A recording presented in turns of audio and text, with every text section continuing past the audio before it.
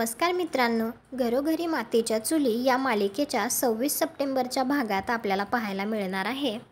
माझं कुटुंब तोडायला आली होतीस ना, आता मी तुला तोडेन असं म्हणतच जानकी ऐश्वर्याला काठ्या मारत असते आणि नंतर ती तिच्या हाताला धरून तिला घराबाहेर काढते। घराबाहेर काढून जानकी ऐश्वर्याला म्हणत असते, तुझी जागा इथेच आहे, आमच्या घरात तुला जागा नाही। पण इथेच एक ट्विस्ट येतो। ऐश्वर्या तिथे रडायचं आणि दुःखी व्हायचं सोडून ती मोठ्या तोऱ्यात उठून बसते आणि हसतच ती जानकीला म्हणत असते, काय वाटलं तुम्हाला, तुम्ही जिंकलात आणि मी हरले? ऐश्वर्या आहे मी, ऐश्वर्या, आता आपण कोर्टातच भेटू असं म्हणतच मोठ्या तोऱ्यात ऐश्वर्या तिथून निघून जाते।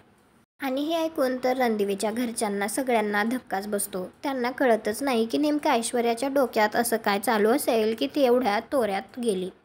तुम्हाला काय वाटतं, आता ऐश्वर्या कशा प्रकारे जानकीचा आणि तिच्या घरच्यांचा बदला घेईल?